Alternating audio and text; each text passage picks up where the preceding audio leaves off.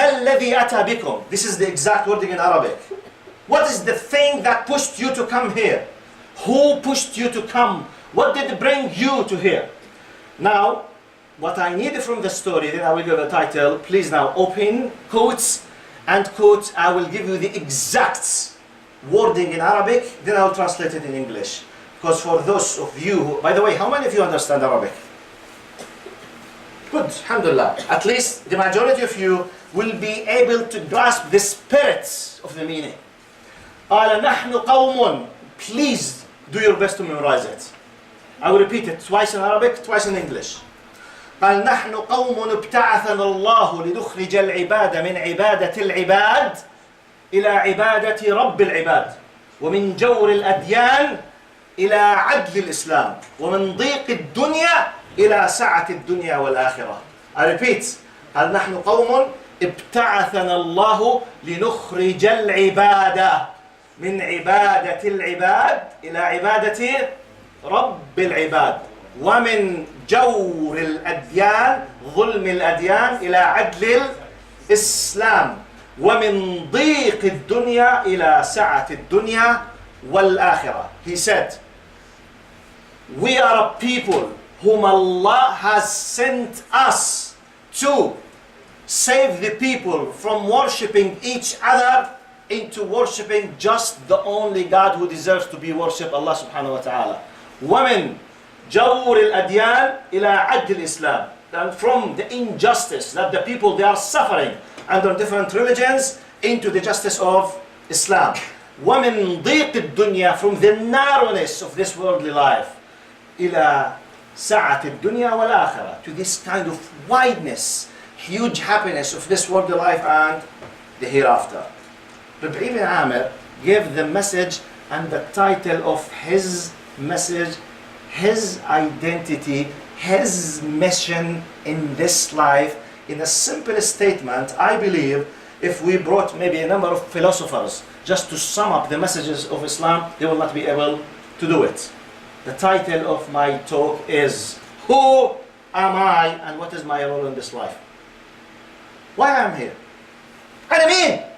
I mean, can you imagine yourself walking in a street, something, for example, by the way, some say, look, identity, شو يعني identity. Imagine yourself without this simple definition of identity. Imagine yourself walking in the street, someone asks you, excuse me, who are you? And let's imagine you had some kind of accident or take some kind of medicines. It affected your memory. And you have no knowledge about your address, your name, your parents, the place of living, nothing at all. Imagine yourself in the stats, please. Can you now do yourself to imagine? You don't know your age, your degree, names of your parents, where do you know nothing. Is it something easy? Is it easy? Imagine, Ya Ammi, who are you? Huh? From where you are coming? I don't know. Of where you are going? I don't know. Ya Ammi, who's your father? I don't know. Ya Ammi, where have you been? I have no idea. What's this? This is exactly the one who does not know his identity with a very simple meaning. Let's come to the high meaning of the identity. Who am I? Okay? How do you define yourself? Are you something that has come by the law of coincidence, صدفة, as unfortunately poor atheists think? We came just by the law of coincidence. صدفة. طب مين جابك يا أخي؟ coincidence. صدفة. أو لا. مين صدفة هاي؟ coincidence. والله. Do you accept this to be applied in your daily life? No. Laws, financial laws, economic laws, political laws, everything. But when it comes to the law of the existence, صدفة. They are cheating themselves. They are fooling themselves for fooling others. So my title is, look, Rabbi ibn Amir, when he understood the message, brothers and sisters, Allah subhanahu wa ta'ala says, or tells us in the Quran about those people at that time. They used to believe in the following, قَالْ نَمُوتُ وَنَحْيَا وَمَا يُهْلِكُنَا إِلَّا الدَّهْرِ. Okay? We pass away, we die, we live, and nothing will affect us and we will die unless just the time. Which means like some things of the atheists. Okay, we don't know where did we come from, where are we going, we have nothing at all. Now they have new concepts. He realized that, who are you? I'm part of the creation. What do you mean the creation? The universe is created. Who's the creator? Allah subhanahu wa ta'ala. Who's Allah subhanahu wa ta'ala? الذي خلق السماوات, the one who created everything. But why we are here? وما خلقت الجن والإنس إلا ليعبدون. Verily indeed I have not created the jinn and the human being, but to worship me. But what will happen to me? كل نفس ذائقة الموت. Every single soul will taste the taste of death, whether you love or not. إنك ميت وإنهم ميتون. Indeed, you will die, they will die. It's a law by Allah subhanahu wa ta'ala. And at the day of judgment, إن الذين قالوا ربنا الله, or when you pass away, قالوا ربنا الله ثم استقاموا تتنزل عليهم الملائكة ألا تخافوا ولا تحزنوا وأبشروا بالجنة التي كنتم توعدون. I believe in this, and I believe that this worldly life is just a simple span of my time. I'll be living for a very limited short time. Then death for me, in my understanding, is the gate that will enable me to get into the world of barzakh. What is alam al-barzakh? Barzakh in Arabic is the barrier between two things. Worldly life, hereafter. Hereafter starts with the day of judgment. So between them, barzakh, barrier, souls will be kept. So what will happen? Day of judgment, when every single soul will pass away, and Allah will have what we call the resurrection and congregation. Al-ba'ath wal nushur. Will be resurrected again. Ihya, mara ukhra. We will have our souls, and we will set for the accountability. Allah will set every single person of us. None of us but will be sitting before His Lord in the day of judgment for what He has done, what He has said, and at the end it's either Jannatun Abada or Narun Abada. It's either or, and it's your decision to take a decision from now. When you understand who are you, you can't waste time. You can't put priorities just for what is interesting and more beautiful. I'm not saying don't enjoy your life. Don't misunderstand me, okay? I'm not saying don't play with the PlayStation 4. I'm not saying this.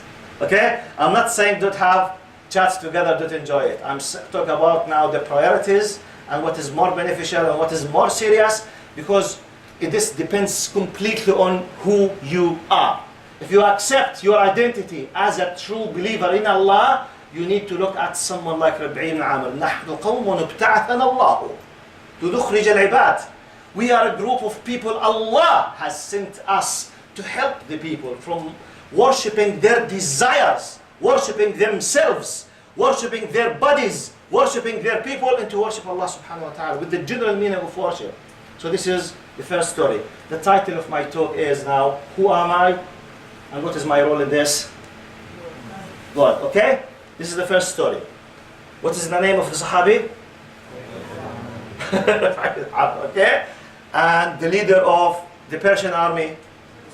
Rustum. Good. Second story. Second story, I'm not sure whether it's real or a fake or a symbolic story. Let's imagine it's a symbolic story, just okay, to give a message, because I'm not sure. But it contains an amazing point that supports what I need.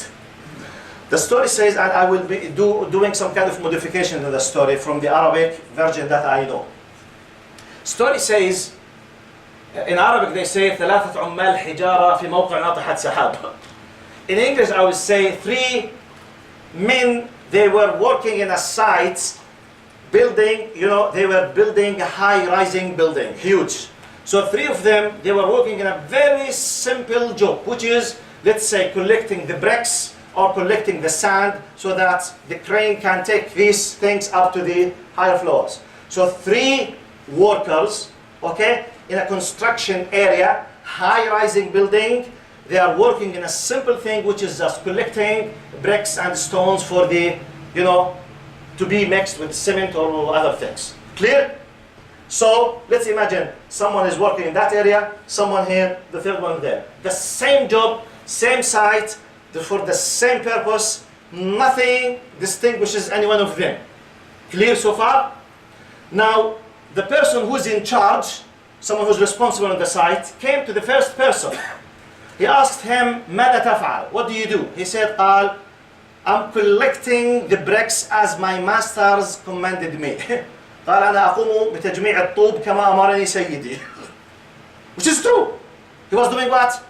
collecting bricks, putting them in a certain things, containers, to be uploaded to the high floors. Exactly. What do you do? Literally, he said, look, there's a very deep philosophical thing. He said, I am collecting bricks as my master commanded me. Good. The one who's in charge came to this second person. What do you do? Same place, same job, same time. What do you do? He said, I'm portraying a very beautiful picture. He means that, you know, I'm designing something beautiful. Same job. He went to the third person. He said, what do you do? He said, excuse me, don't waste my time. I'm building a high-rising building. I have no time to talk with you. 3 in the same site, same job. In Arabic they say, أَمَّا الْأَوَّلُ فَرَأَى نَفْسَهُ خَادِمًا. As for the first one, he was looking at himself as a servant. Mere, pure servant. Doing, applying, performing the commandments of his master. Second one, he was seeing himself as an artist. Okay, I'm collecting the bricks, but I'm part of making very beautiful high-rising buildings, so I'm an artist. As for the third one, he saw himself the owner of the project and the one who is in charge of the project. This is how he looked at himself. Maybe to a degree, the one who was asking him, he felt afraid to interrupt him again without taking an appointment. He said, excuse me, can I speak with you? I'm busy. I have a huge, big job here. Do you know what is the title of this story? Who can tell me? Give me a title for this story, at least as I highlighted. Give me a title for this story. Give me, yes. Huh? The busy man? Okay, thank you. By the way, everything is good here, participate, but I'll try just to motivate you from inside. What else? Yes? Yes? Points of view of people. Points of view. Points of view of the people for life. Good. What else? The left of 3 workers. 3 workers. Good. What else? Yeah? How each person looks at life. How you, please say it loudly. How? How each person looks at life differently. How each person is viewing or looking differently. Good. What else? Thank you. Yes? Different people's perspective. True. What else? How do you portray yourself? Sorry, I can't hear you. How do you portray yourself? How you portray yourself. Okay. Yes. Thank you very much. Yes? Last one. Different attitudes in life? Different attitudes. Good. By the way, none of you has said something completely wrong. You have participated in somehow in the mosaic big picture. My own title, you know what is it? It's you who decide who you are.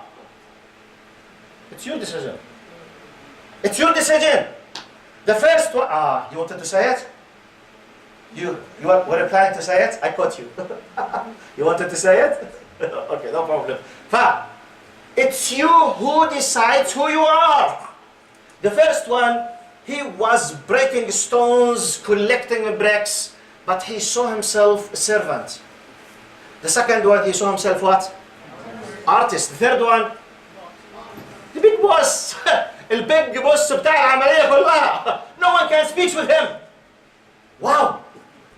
Same job. Yes, it's you. By the way, it's you. It's you who decides. By the way, if we imagine that Islam is this gift, okay? It's you who decides how to look to this gift, how to hold it, where to put it, how to use it. It's you. By the way, this is a watch. It was designed for a certain purpose. I can play games with it. I can, hey, يلا نلعب فيه, like this. I can. Can I use it for this purpose? Was it designed for this? No. But I can use it. But I am minimizing the purpose of it. I'm killing it. It was designed for something else. Okay? But if it is one of the very expensive things, you have another problem. So it's you who decide who you are. This is the second story. I have the third story, and I will finish my talk by the third one. By the way, I will finish conveying my message. But then we will have another phase. Maybe we'll have 5 minutes break. After finishing the third one, then I will start dealing with الاكل بتاعهم الشاورما اللي جايه لهم هتوصل بعد 10 دقائق. هم بعد 10 دقائق لو عايز ياخد فيه عصير. Excellent. So I need about 10 minutes to finish أصلا my third story. After my third story, you will have a break. You will reflect upon what I'm talking about. We will come again to have a open what? Open what? Open discussion. Okay? طيب. Third story. احنا مش عايزين بريك. ها؟ without break? الشباب لما بياكلوا الشاورما ما بيشوفوش حد. فهم القرار عندهم اكيد في بعضهم عايز يسال. Okay, no problem. هم معتادين بياكلوا وبيناموا على طول. Okay. Brother Hamid suggests that when shawarma comes and when shawarma gets into the stomach, everyone will sleep. So we will finish everything, then we will eat, inshallah. Anyway, now let's continue our third story. The third story, basically, it came to me through one of these viral emails. It's an amazing story. Really one of the most beautiful, beneficial messages in a story, in an email that I received in my life. Maybe some of you received it. I need you to be a little bit patient with me to take the morale. You know the word morale? Not moral. Moral, M-O-R-A-L, which means ethics or ethical, okay? Morale with L-E means the wisdom behind it, okay? The message behind al-hikmah. Now what is the morale behind the story? The story says that a professor of philosophy came into his class. It's an American story. An American professor of philosophy. He came to his class. Now, class of philosophy. He should be discussing what? Philosophy. Common sense. Now, this clever philosopher, he wanted to send a deep message in this life for his students. Huge theater, full of students, like your respected self, sitting, looking, waiting for a lesson in philosophy. He prepared himself in advance. He put some certain things inside the drawers of the table in front of the students. Now, he has already prepared a big mayonnaise jar and he put this in front of the students. Like in this, mayonnaise jar, martaban, big one. He put it there. He came in front of the students. He pulled out from one of the drawers a plastic bag contains golf balls. He poured the golf balls into to the mayonnaise jar, so it was full. He asked the question, is it full? All of them, they said, yes, it's full. Then he pulled another plastic bag, contains the pebbles. You know the pebbles? Small stones inside the rivers, which is maybe 1/10 of the size of the golf ball.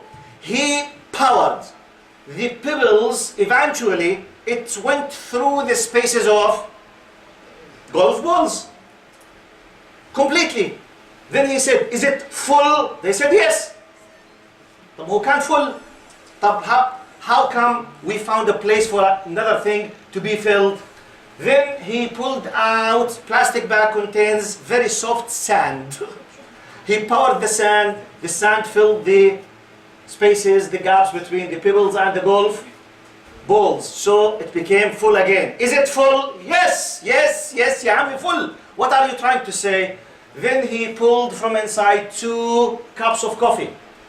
Liquid now. So went through the spaces of the sand and the pebbles and the golf balls. Is it full? Yes. They start laughing because they have no idea, no clue about what was he trying to tell them. Then he said the following. He said, this is an American professor who seems to be a religious person. I assume he's a Christian, okay? I have no idea. But he said the following. He said, look, this jar, can you imagine in my hand now? This jar represents your life. The golf balls represent the most important things in your life, such as God, family, your health. Now the pebbles represent things that matter. But not the most important thing, but they do matter. Such as your job, your place of living, okay, the income that you earn. Well, do you have a car or not? Do you own a house or you rent a house? They do matter. Okay, you can live. Look, the golf balls represent what? The most important thing. Your health, for example. Your relation with God. Your family. If you lost your family, you will not be enjoying having a nice car, for example, 219. But you will be very happy if you have an excellent family and you don't have a car. You can use the public transportations, no problem. This is what I mean by things, okay? You don't have a health. You can't walk, you can't hear, you can't smell, you can't eat. So even if you have Ferrari, what kind of benefit you are getting? You can't use it. No health, you can do nothing. I repeat, golf balls represent the most important things, such as his example, God, family, health. Then the pebbles, things that matter, like your job, your place of living, the money that you earn. Now we come to the most important thing. Then he said, the sand represents the silly stuff in your life. Everything else. Things that whether you missed or you have, it's not a big deal. Such as your hairdo. Okay, if I'm bald or with a long hair, so what's that big difference? If I have a jacket from leather or a jacket from cotton, what's this big deal? Okay? If I have it this nice style or that style, what's that big deal will make difference? If my car has, for example, red color or blue color, what kind of big difference for me? Well, nothing. Okay, maybe I like red. Okay, suppose that I could not have the car that I love. If I love Toyota, for example, I was not able to have but Honda. So what, yani? So what? Nothing. Silly things. Or the music that I'm listening to.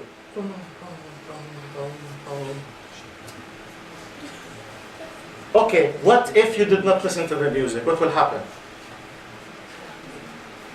For example, watching or playing games. What I'm gonna lose? Silly things, other marginal things in your life. Now here comes the core point of the story. Look what he said. He said, if you filled the mayonnaise jar with sand first, you can't add anything.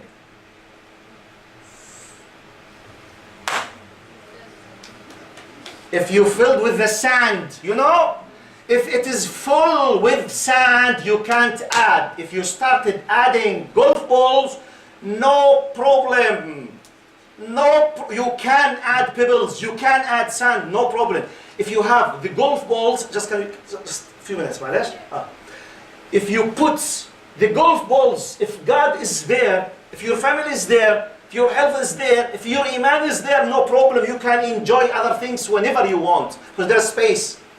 But sand has filled everything. You want to put God, when you are passing away, sorry sir, there is no place. No place! Full. The jar is full. Let me give you practical, simple example.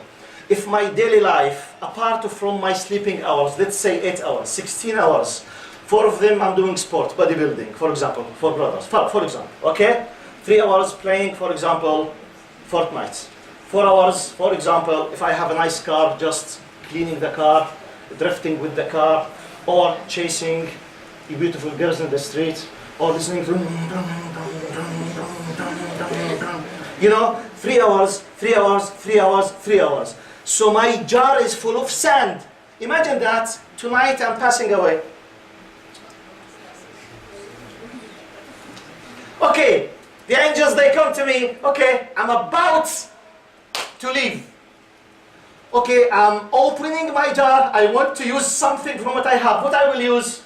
Sorry, Mr. Angel, but okay, I will see. Which is the last song I memorized? Not the last ayah. The last song. This is what I have.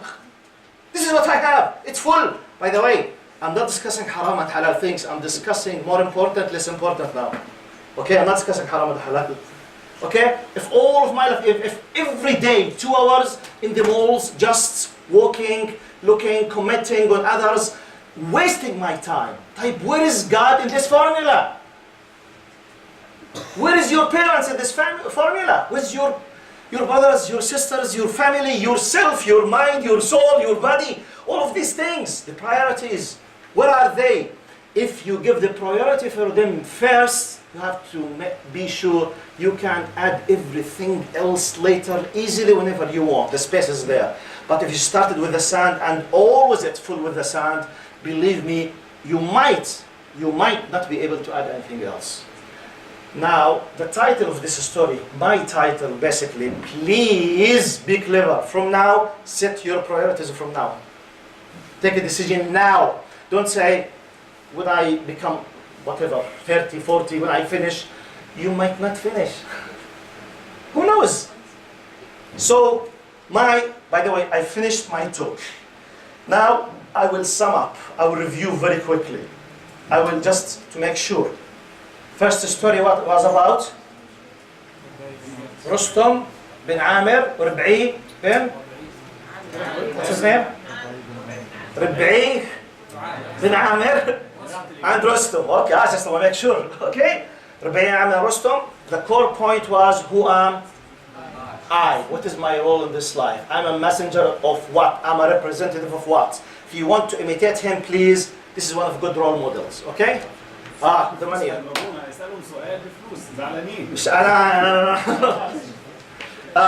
The second one was about what? The three workers. What is the main title was? It's you. Decide who you are. It's you from now. Third message was what? Yes? Set your priorities. Set your priorities. Now, depending on that, I don't know, brothers and sisters, if this level of messages is something that you would love to hear or not. But believe me, from my experience in dealing with people in your age, and by the way, I think the average of your age, the average, basically it's around 15, 16. True? True or false? You are between 14 and 19, sir? True? Right. When I decided to practice Islam and to leave everything else to be a good practicing Muslim, I was at the beginning of my 10th grade, so I was 15 and a half. So what I'm doing now in front of you, basically, it was a decision that I have taken 37 years ago. So I can claim that I know what I'm talking about. And I can claim that I know what you feel now. Because I was in your age when I did it. I was in your age when I thought, when I decided, when I planned, and I'm now doing what I have planned 37 years ago. No one can tell me, Wallahi, I'm still young, I have no idea.